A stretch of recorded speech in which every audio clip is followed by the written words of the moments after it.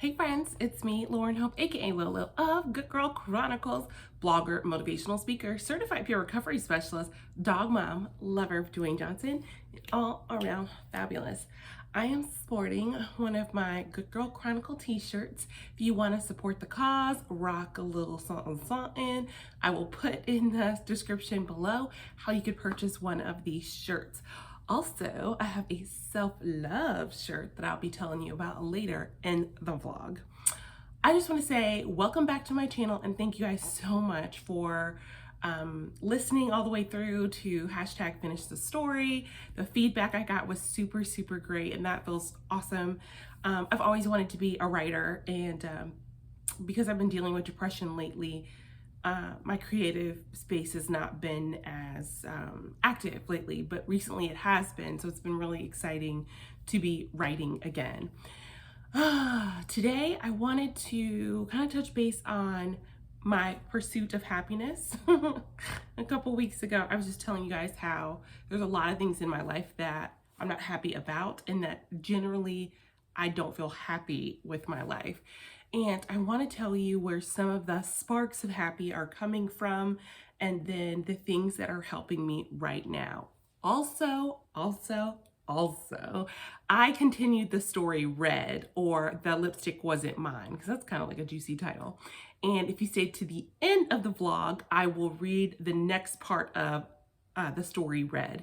If you're new to this channel, I'm a writer and blogger, amongst other things. I'm in the process of writing my memoir about how I went from being a television reporter to being homeless to rebuilding, which is where I am right now. I've been giving you all bits and pieces of the memoir, teasing it through something I call hashtags finish the story. So today I will read part 2. And then again, if you love it, you're going to be like hashtag finish the story, hashtag keep going. I also love any feedback. Really, really great. These are like rough drafts, by the way. So I actually wrote some notes on things that are helping. Do you know what is like so interesting about being in a depressive state? When you're in it, like so much of your senses are dulled. Do you know what I mean? Like it feels like you are the Walking Dead. And recently I've kind of felt like my synapses are firing again. It's like synapses are like the little things in your brain. Too technical. If you've ever taken a psychology class in college, what I'm saying will make some sense. But I recently went through a medication change. I've been on the same dose for 5 or 6 years. And sometimes it does happen where either the medication you're on, you stop responding to that medication or that dose. So I went to a dose increase, which I'll be very open and transparent, was a hard thing to say okay to, because I like pride myself on like, not having to take a lot of medication, even though I know that for some people medication is a way to manage their mental health. Just being honest and human with you, that I was just like, okay. Generally when you take a new medication, or particularly psychiatric meds, when you take a new medication or a new dose, it takes about maybe 3 or 4 weeks for them to start feeling the effect. And so lately I have felt like, like kind of like an awakening type of deal. One of the first times, like my super intense depressive episode, I remember coming out of that and like feeling the sensation of like heat and like, you know, how great a shower was. Like that's how much it can dull your senses to be in a depressive state. Today, I do feel like I'm coming out of it. More days than not, I am getting up at a good time, what I think is a good time to get up in the morning. I feel more focused. I am sleeping better, and that's one of the things that helps a lot. When I'm depressed or anxious, it's really hard for me to sleep. Like I'll stay up all night just with these really recurrent dreams, things like that, or obsessing about really little things. And I've been able to fall asleep on my own. That's been super helpful. Another thing that I know lets me know that I'm coming out of my depression is that like I'm starting to have more control around food. When I feel depressed, like it's almost like I'm never full. I'm always thinking about the next meal. And I'd say the last 2 weeks I've been able to eat and say, that's enough. And I got like healthy snacks and that kind of thing. So I'm really proud of myself about that. Um, Another way that I know that the depression is kind of waning and that I'm feeling better is that things that I generally find an interest in when you're depressed, like it's not exciting. I love to write. I really, really do. That's why I loved being a reporter because you have to write every single day. So I've been journaling a whole bunch. And another interesting thing is like I think I forgot like how amazing music is and how powerful it is. I was listening to some music, like love songs and stuff. There's this one song by Ariana Grande. It's featuring Macy Gray. It's actually a remake of an original song called Dangerous Love or Leave Me Lonely. I think it's called Leave Me Lonely. And I was listening to it and I was just like, it's about basically in the line she says, was it love if you could walk away so easily? And it made me think about the situation with the gentleman caller. If you follow this vlog, I do talk about my love life or lack thereof. And I think for the last year, I've really beat myself up over that situation with him. I've taken all the responsibility for it. It didn't work because I was this type of person or this thing happened. And I'm not saying that I'm absolved of every reason the relationship didn't work, but it wasn't just me. I listened to that song and it helped me identify all the things that he didn't do that a partner does. Do you know what I mean? I always apologized first. I always humbled myself to acknowledge what I'd done wrong. I was also really proud of myself that I was able to speak up and say, these are my boundaries. You've crossed one, this, that, and the third. And so I feel like I'm coming around to this point where I'm acknowledging that I had more intense feelings for him than he had for me, which is, that happens sometimes. And that I've over romanticized what type of man that he was. It wasn't all that great for me. There were great moments, but it wasn't all me. It wasn't all my fault. And I don't know. No, I know that he's not somebody like that I need to continue pining over. Like I didn't miss the prize when that didn't work out, because I know that a good partner, like one that I want to get married to, is one that is going to say, oh my gosh, like this awful thing happened to you. How can I be there for you? How can I support you? I care about your emotional health, things like that. And that's just not who he was. And listening to some love songs helped me like really come to that conclusion, honestly. And so I've been writing about that whole bunch, which is, as a peer specialist, I work with people in early recovery from addiction. We're always saying, hey, you should journal, because sometimes you're going to answer the phone, you're going to call, you're going to pick up the phone, and people aren't going to answer. And a lot of these things that we go to war with in our side and inside of ourselves, we need to get out. And then I'm able to look back on some of the things that he did that I wrote about in the journal, and I was just like, that was not okay, and it's just for you. So journaling has been really amazing. I remember telling you guys that I took down my old vision board and made a new one, which I think was really important for me because vision boards, if you've never created one, is really just a visual layout for, what you are dreaming of, right? It's like dreams, goals, and plans. So you're like, I'm looking at my new dream vision board. So I want to complete a half marathon, right? That's a dream of mine. So, the goal could be to start running every other day or jogging every other day. And then some plans are, I'm going to do this every other day. I'm going to find a race, that kind of thing, like putting the steps in motion. So I made a new vision board. I shared it with my therapist. I feel good about it. It's got some blank spaces, but that's okay. It has a section I'm looking at right now about, love, my health, my finances, all of that kind of stuff. So that's been really inspiring, and it's felt good to to be able to be optimistic about the future.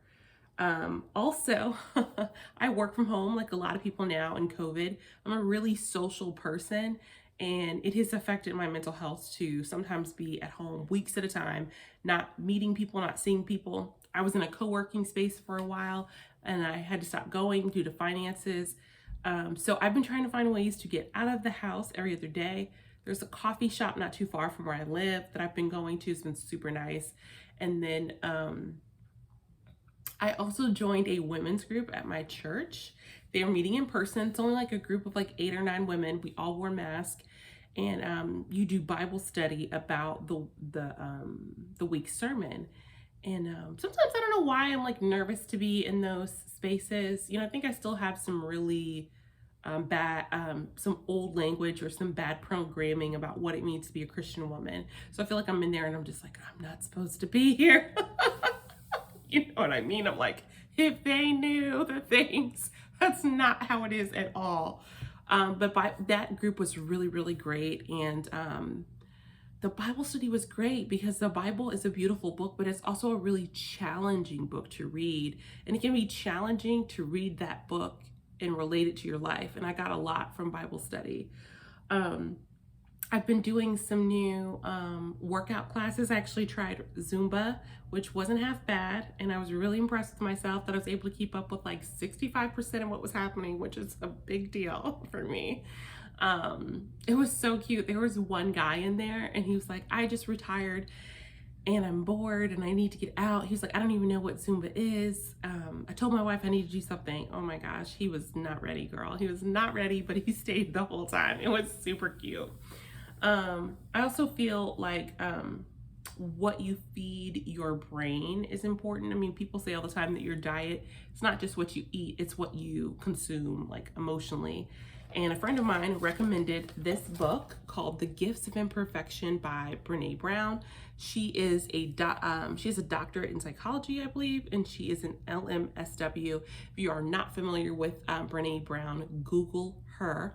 She actually is a researcher on vulnerability and shame.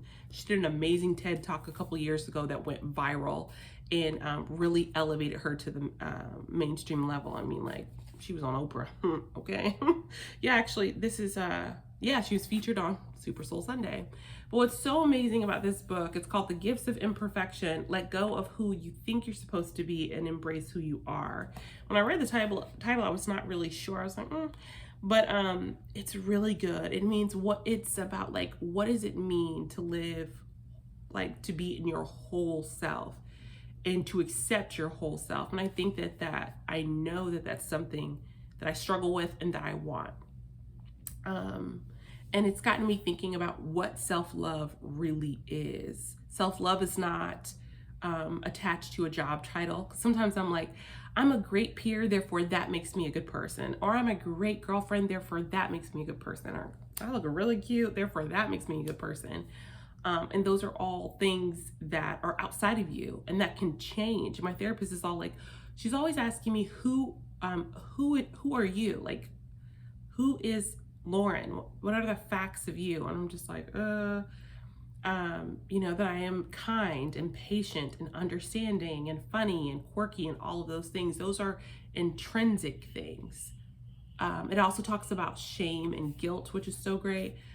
This has been an amazing read. It's one of those books that you really read, you write, you journal, you marinate on, and love it so much. I ordered another one of her books, and she actually has a book devoted to shame, which I'll be reading too. So that has been helping me a lot also. All right, girlfriends. All right, before I get to the second part of hashtag finish the story, sorry, I feel like I want to burp. I did need to burp, sorry. I want to tell you about something I'm doing in the month of February called the Lolo Month of Love. Roll that beautiful bean footage. I'm kidding. I wish I had, like, don't worry, it's gonna get better. I'm gonna like bring in a little ad or in there, blah, blah, blah. But February is the month of Valentine's Day. It's Black History Month too, okay. But this month, if you're single, particularly around Valentine's Day weekend, some people feel really bad about Valentine's Day weekend. If you're, you want to be in a companionship and you're not. And as I am working on rebuilding my life, finding out the things that make me happy, I thought I want to just focus on self-love this month. What does that mean?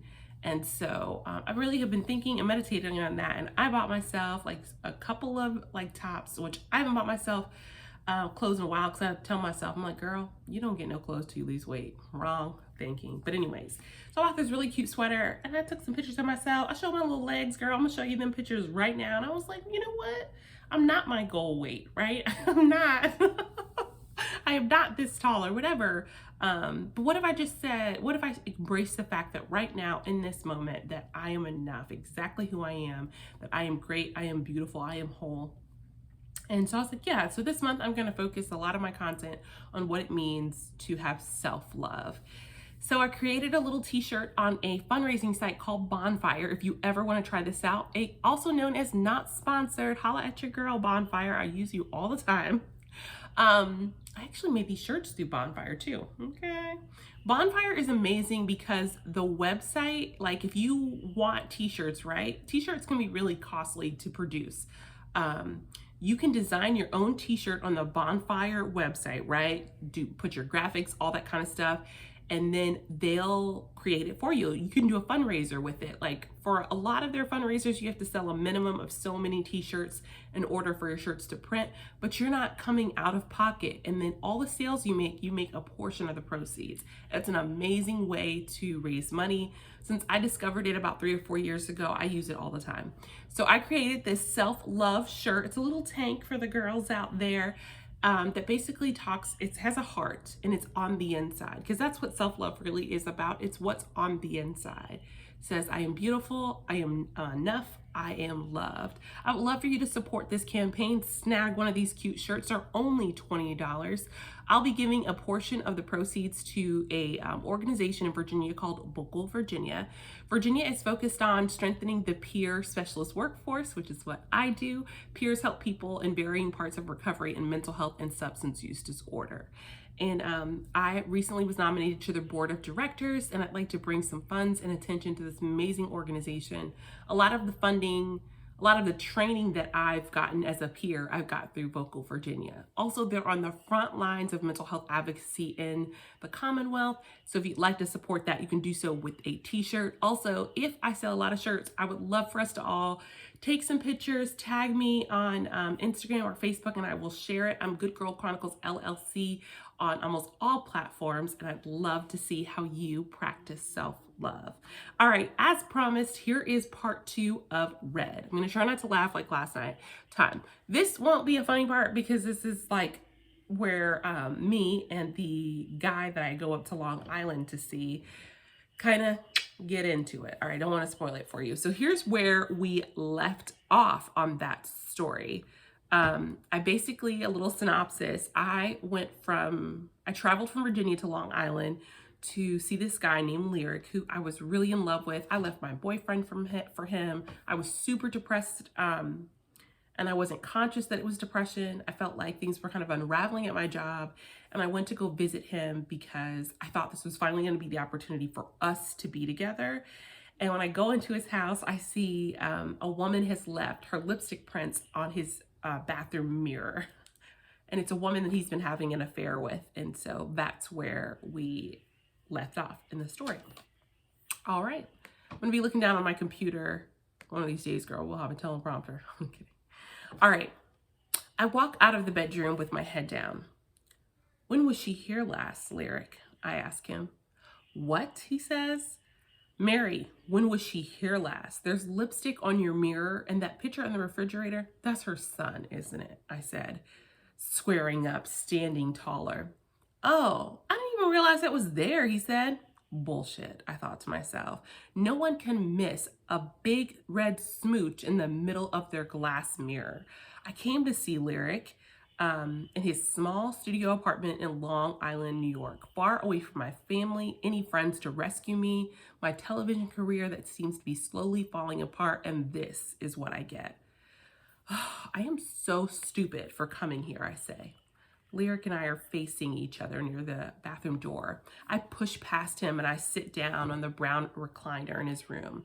I bring my legs to my chest and I rest my head on my knees. I can feel the tears running down my cheeks. Lyric is quiet. Fuck, I think to myself, I am such a fool. This is my last ditch effort to soothe the darkness that I felt in my life lately, and it's all for nothing. Back in Virginia, I am a television reporter for the number one station in my hometown. It's my dream job, my dream station. But lately, it's felt like everything but worth living for. I am consciously anxious, walking around on pins and needles, worried daily if I will be fired for not getting exclusives or my ethnic hair choice, my weight, or whatever else my news director says is not quite right about me. Before this trip, my news director, my boss, calls me into his office and he screams so loud at me the anchors in the room over could hear. He tells me stories that I did were not original enough and not nearly as sensational like our star reporter, Barry Links. Links always brings in good ratings. Viewers love him for solving problems or chewing out public officials on television. I watched Links as a kid, but I knew starting my career that I was no Barry Links. I was a Southern girl who desperately just wanted to tell stories about everyday people. I put so much of my hope into this trip with Lyric. I broke up with my Navy corpsman boyfriend because Lyric said he finally realized he was in love with me. I didn't come here to be a side chick or a distraction from the married woman he's been sleeping with for over a year. He said that things were different now and that he was done being with her. But also at my job, I'm at a much larger market and the stakes are very high. Every day I'm reporting on shootings, drownings, political corruption, and there never seems to be any room for error. I am constantly wound up at my job because honestly, this job is all I have. And I gave all of that up for this moment with Lyric. And I'm sitting here, seeing red, and realizing I've made a mistake. Lyric walks over and squats down in front of me. "Are you crying?" he says with a chuckle. Oh, I'm kidding. I don't want to see you cry. I'll wipe the mirror. I'll take down the picture. I'm really sorry. Stand up, he says. I slowly rise from the recliner, standing inches from him. He rises to stand in front of me. Lyric is taller than I remember. His arms wrap around me and I press my head into his chest. Lyric's body is firm, but I could feel the softness of the fat around his midsection. He's a country boy who gets his thrills from hunting, fishing from his uncle's boat, and drinking beers after. I breathe in his cologne. I do love him. I do. I know inside I should not love him, but I do. Mary is not the first woman Lyric has chosen over me, and yet here I am resting in his arms. Why is this enough for me? Why don't I want more than this? Hey, Lyric says. No, let me rephrase. I'm giving this man way too much credit. Hey, is this your hair? Is this not your hair? He says. I push him away and I shove him as hard as I can. No, it's not my hair, I said. I knew you girls wore weave on television, but Lauren, none of that is your hair, he says. It feels weird. I am not automatically offended that this white man is talking about my hair this way or asking to touch it like I am a dog. Or am I upset that he's grossed out by it? Well, actually, I am upset that he's grossed out by it. I'm surprised. I'm the second Black female reporter this man has dated. Weave is something he knows about. Most of the Black women in television are wearing weaves to either protect their natural style or comply with the really rigid television standards that all of us Black women are under to look the same. I start to cry again. Lyric walks towards me with his arms out. Look, I'm sorry. You just know how much I love your natural beauty. He pulls me to his bed. He lies down and he motions for me to lie next to him. I comply. Lying on my back, I look at the ceiling, wishing I could take the next plane home. Hey, look at me, he says. I do want you here. It's been years and I don't want your trip to be like this. I turn to face him. I look into his green eyes and I'm searching for the romantic man that made playing in Walmart fun, listening to music all night fun. I'm searching for the man who matched my passion for love songs and R&B. but time has changed both of us. Lyric's fresh, clean, shaven face is now covered in a black beard, marveling one of those from those white guys from Duck Dynasty. His tan is gone, and maybe somewhere I know the love he has for me and the love I have for him is gone too. He leans in to kiss me, and I close my eyes. I don't think of the lipstick, his jokes, or my pain. I try to just escape. As angry as I am, I feel heat rising on my face. I've waited so long to be this close to you, he says, and I want to feel you. I look at him. 5 years of foreplay is coming down to this. Will it be like I've dreamt? Will it be enough for him to finally leave Mary? Will it be enough for me to finally feel alive inside again? I am not sure, but I definitely want to find out. Should I finish the story? If you like that, to drop a hashtag finish the story or give me a like button below. In the next vlog, I will finish the rest of the story. Also, click subscribe if you want to keep going with this. This has been really fun. It's actually, I think, the way that I definitely want to open my book. And this has been amazing to bounce this off of you. I'd love for you guys to continue with the journey. We're almost at 550 subscribers. We're at 532. Woody whoop. Thank you, thank you, thank you to all the new subscribers. If you want a notification to go off every time that I upload a new video, which is once a week, do a little email and be like, Good Girl Chronicles is uploaded. Click the little bell button. It'll notify you when the next vlog is coming.